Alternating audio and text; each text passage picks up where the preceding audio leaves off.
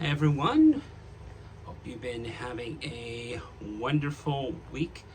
As of the filming of this video, it's Memorial Day, so when you're seeing it, it's going to be past that. But over the Memorial Day weekend, I went to a really fun concert. I want to come on and talk about it.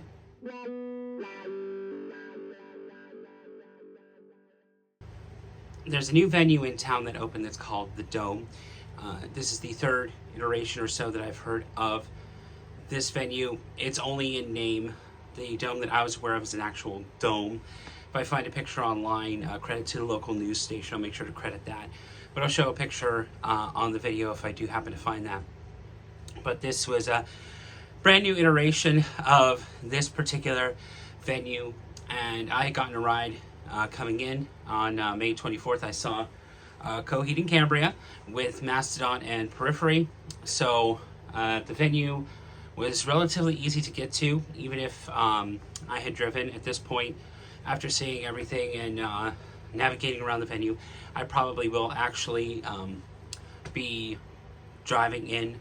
The one thing I noticed was that there was one price for parking and then someone paid another price, so I've only heard a little bit of information. I did make a friend at the show. I'll have to ask after time to see that, but it was really easy to navigate. There were actually two entrances, and I had been confused initially at how things were going to work, but everything was really organized, and it made it really easy for someone like me who had a general admission floor to go into the venue itself.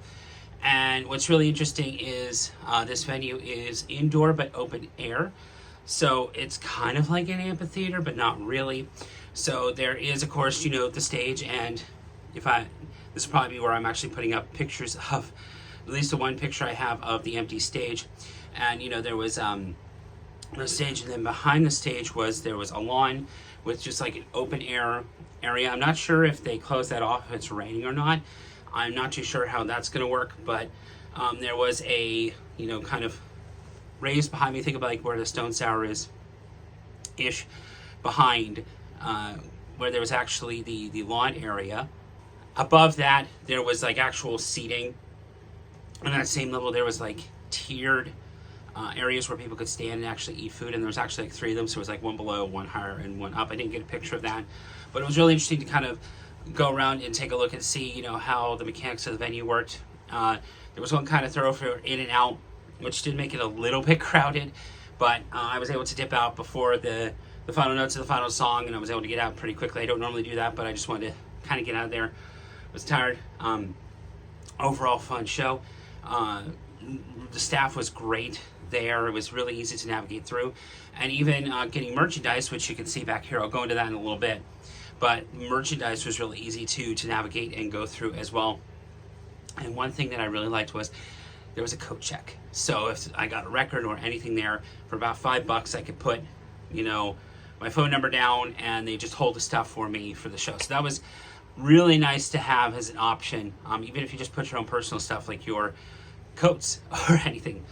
That's the coat check. Bands went Periphery, Mastodon, and Coheed and Cambria. One really interesting that happened is, because normally when you're at a show, they tend to have smoke that kind of goes around and gives an atmosphere. The smoke alarms went off. It was really just kind of surreal to just stand there and be like, okay, the smoke alarms are off. If they told us to evac, did we have to evac? We didn't end up evacing, but it was really interesting because later I'd heard from someone in the pit, and the friend that I'd gone with, that had said, hey, the fire marshal's here. So I'm like, yeah, it's probably we were both thinking it was probably for the smoke detector. We're like, are we at capacity? What's going on? It's like, oh yeah, I totally forgot a couple minutes ago that this fire alarm went off. So that was really interesting. Join the pirate crew. Like, subscribe, and ring the ship's bell to be notified when the captain posts new content.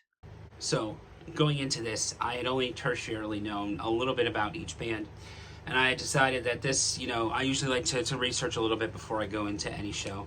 Not to know the words to sing along, because there are some shows where I do that, some shows where I'm just here for the vibes.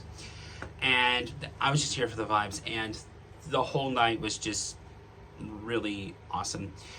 So Periphery comes on. They put on a really good set. And one of the dudes comes out in a Bucky shirt. I'll put it up here on the screen. So it's like, oh, I am instantly in. Not that I didn't know any Periphery songs, but they are a little bit more of a harder edged band. Most of the whole night was prog metal, swathage of, not prog, I hate to put genres on things, because the Periphery's latest album is Gent, or however it's pronounced, is not a genre. And what I really liked about them was they blended, like there was a jazz breakdown. A lot of the bands used a little bit of backing instrumentals, which I'm completely fine with. You know, there's a lot of talk about, oh, bands, they're using backing tracks, why?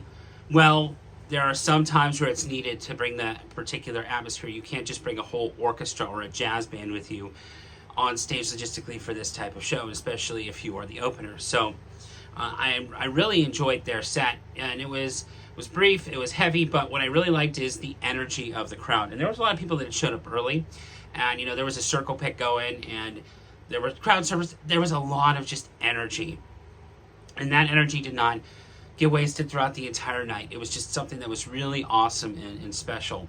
And you know, I'm showing pictures probably here while you're watching this of Periphery. Yeah, Periphery was just fun to sit and watch, and I'm definitely going to dig a little bit deeper into their discography. Of course, they played the shortest, but according to the Live Nation app, they got to play a little bit longer because of logistic issues. I didn't really notice anything, if I'm being honest, because I haven't followed the whole of the tour, but it was really nice to kind of have a really good opening band to kind of get you, you know, ready to go. As, you know, the night went on, of course, you know, the whole vibes and everything had come on. Mastodon had come on. Now, I knew Mastodon from a couple of songs, and I'd heard of some of the lineup changes that have come along. I'm not going to get too deep into it because, one, I don't know everything about what's going on with that, and two, I was just there to kind of just have a good time and see what's going. And judging by what I saw with Mastodon, I would very easily go back and see them again. They put on a really good set, and there was like a giant screen that was being used by all three bands. Periphery just put, you know, their band logo up there, which is completely fine. Sometimes you really just you only just see nothing for an opening band, so it was really nice to have at least that. And Mastodon, of course, you know, they had a little bit of a deeper set. You know, there were some, you know, spotlights and a little bit more of like a show for them. What I really liked was during some of the songs, especially, you know, the screen, because I was focusing on the band and watching the musicianship, because wonderful musicianship on display there. The technicality and the playing was really good, and I could just tell everybody was having a fun time. I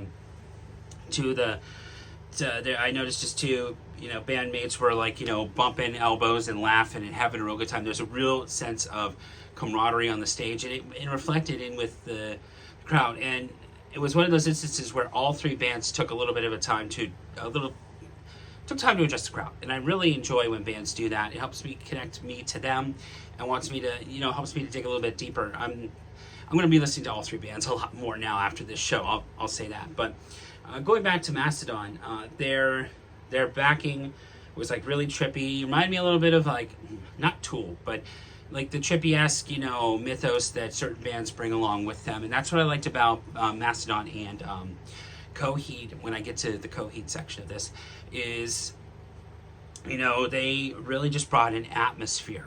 They didn't just, you know, go up and play. The screen kind of helped reflect what was being played on stage, and I really, really, truly appreciated that. And you know, multiple singers. There was singing from the drums, singing from one guitar, singing multiple singers, and I really appreciated that. And even keyboard virtuoso on the stage. And where I was situated, it was kind of like moving like this, because for some of it there was someone who was taller than me, which is fine, you know, it happens. But I was more focused on one particular side of the stage, and I think that's indicative of where you particularly stand. It wasn't a negative or anything, but it was really fun. If you're not familiar with Mastodon, prog metal, really, really fun stuff. I'm actually going to create a playlist of some of the songs that I'd heard at the show down in the description below for you to check out on Spotify after you're done watching this, where you can played along while you're watching each band section. That's completely fine. If you can rewind and listen to Periphery stuff, feel free to go ahead with that. But one really cool thing was at the very end of the set for Mastodon, they roll out this troll-like creature. It was not Disney level, it was theme park level of awesome. To just have this character stroll out on stage and just look menacing to the crowd and everything, and it was so cool. One thing that was joked about was when bandmates were throwing things out into the crowd. I was about 3 rows back of people, which isn't too far. They were like, they didn't like throw it like an actual throw. So there was joking around. It's like, yeet it, come on. I don't know. But it was really enjoyable, and Mastodon had talked about, playing here quite a bit. I think they played the Norva mostly. But judging from the crowd and judging from the atmosphere, they're probably easily going to be playing here again.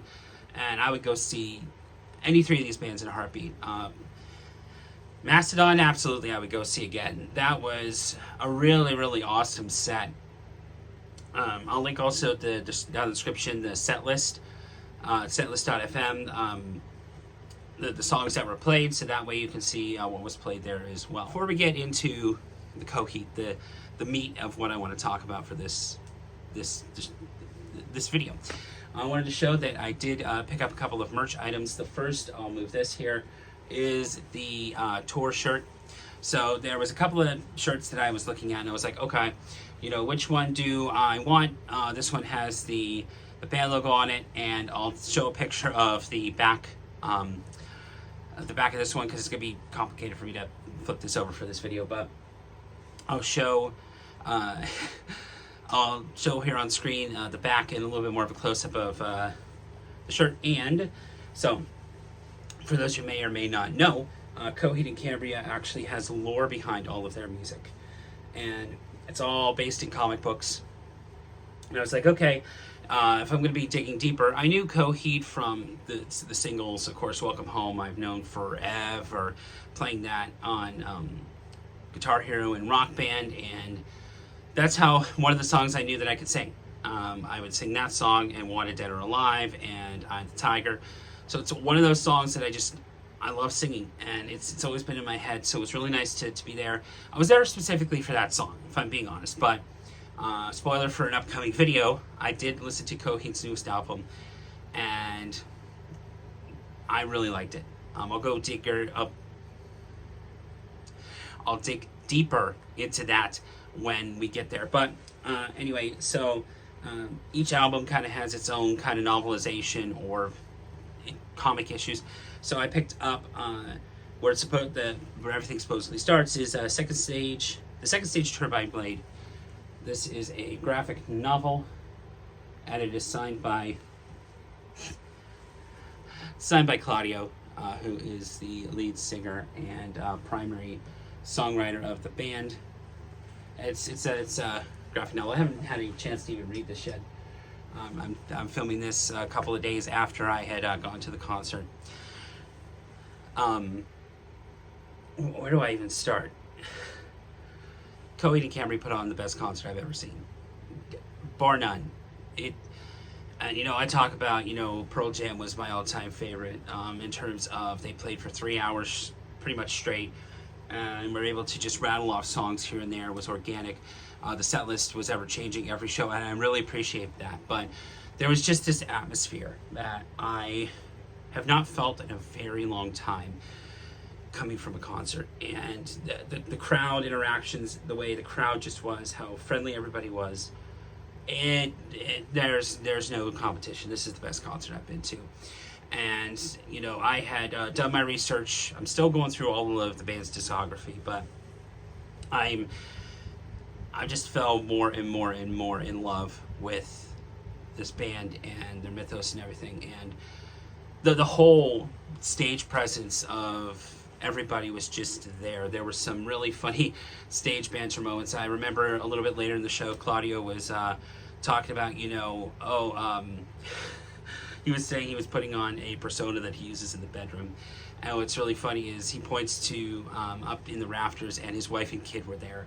And he was like, well, I probably shouldn't be saying this because my kid's recording this right now. So, just really funny moments of crowd interaction, you know, getting the crowd hyped up, and just really making it feel like it was a special night, because this was a brand new venue. Coheed had said they were the 6th band to play live, and I believe so, that is correct at this new venue. And the atmosphere was just electric, and they had used that screen to the full advantage like Mastodon, but it was a little bit different because the visuals had matched, you know, what album, you know, each song was from. And a little more mild spoiler for a video coming up. They played a lot from the new album, which I really appreciated because I've fallen in love with that album. And I almost got the exclusive tour variant for that, but I think I've spent pretty much enough. If you look here on the screen, one really cool thing is I got a really good deal on the tickets. The venue had actually run a really solid deal, and I ended up paying like about $30 for this show, and it's normally $50. So that's how I was able to afford this right here. But I would have easily paid $50 for this show. It was worth every penny. One really interesting thing is about halfway through the show, lights dim, and this inflatable just pops up of I'm not familiar of the character, but just a giant inflatable head of the helmet and mythos from the current album. I'm still new and learning, so I apologize for any Coheed super fans and knowledgeable. You can let me know down in the comments below. Honestly, I love learning. I love learning and all of that, so you can tell me the whole, you know, where in the timeline and everything is with that. But the quality of that reminded me of when I saw this band, Avenged Sevenfold. This is the hat that I got when I saw Avenged Sevenfold when they played Hail to the King. And there was a giant skeleton death bat of the king from the, if you have the vinyl version, there's a king skeleton sitting on a throne. Well, they actually had a full animatronic skeleton that would look like this and move around, and it reminded me of that level of quality of thinking of every little finite detail to really bring a really good show. And, you know, Claudio was up and moving around different parts of the stage. There was like a tiered stage where they could walk up behind the drum kit and come down. And one thing I really appreciated overall for the show in general was the sound mixing. Because a lot of it where I was standing, I could feel the drum like right in my heart and like right in my full body. I love that. But I was worried about it. That's all I could hear. No. The engineers, whoever handled all 3 bands, deserves a raise.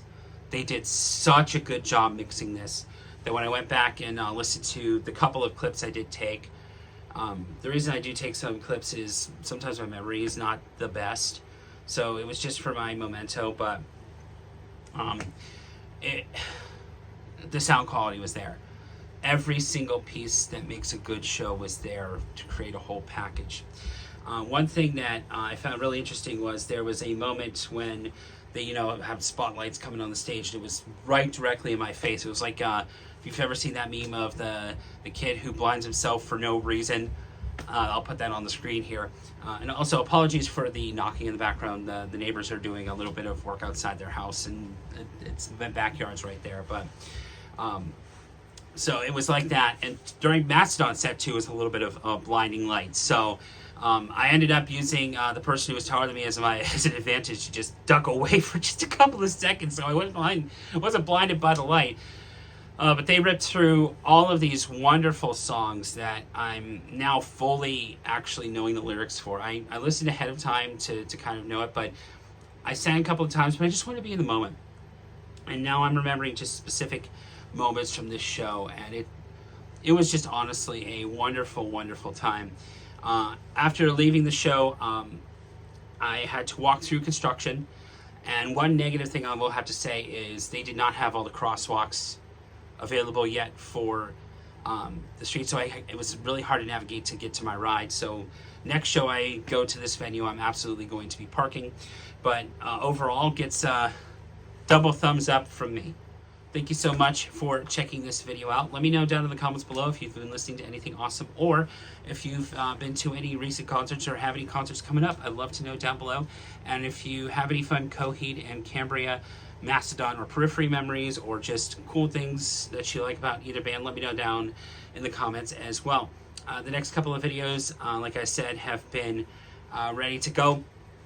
One is actually in the editing room. I wanted to get this one up first while it was still fresh in my memory, but you'll see the next two, which is the collection update and a video review series on all the albums that I have taken a listen to this year. It's not going to be all of them in one video, of course, but you'll see when I actually explain that on the next video with that. But until then, as I say at the end of everything I'm in, pretty much, when the waters get rough, keep on sailing. Take care.